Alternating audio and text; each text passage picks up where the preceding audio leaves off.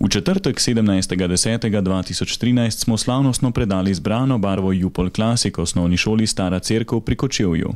Vzdušje je bilo neelektreno, barv za svoje učilnice pa so se seveda najbolj razveselili učenci, njihovi učitelji in ravnateljica gospa Sonja Weber, saj je Jup edino podjetje, ki se je v tej težki situaciji odzvalo in jim priskočilo na pomoč. Moram se izredno zahvaliti družbi Jup d.o.o., ki je izvedla to akcijo za našo šolo. Smo zelo veseli in se jim res zahvaljujemo.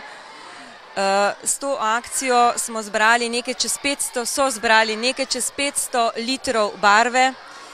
To ne bo samo bela barva. Direktor mi je obljubil, da si bomo lahko barve za posamezne učilnice izbirali, da nam jih bodo sami namešali. Res čakamo in upamo, da bo ta akcija, ki je bila zdaj izpeljana v tem mesecu oziroma v prejšnjem mesecu, da bo spodbudila nekoga drugega, še druge, da se nekaj premakne in da se šola že enkrat začne graditi. Na naši najbolj poslušani komercialni postaji v Sloveniji, Radio 1, je do 30. septembra vsako jutro od 5. do 9. ure v popularnem Denis Audi šovu potekala akcija z naslovom Barve dneva z Jupolom. Akcija je potekala vsak dan v jutranjem programu Radia 1, kjer so poslušalci radia sporočali svoje barve dneva. To je bil nekako tudi motiv, da se ljudje odločijo za barvanje z Jupolom Classic, pri katerem smo mi vsakemu uporabniku podarili 1,5 litra barve, obenem pa še pri vsakem predani barvi podarili lonček barve v humanitarne namene, v tem primeru za obnovo šole Stara Cerkev.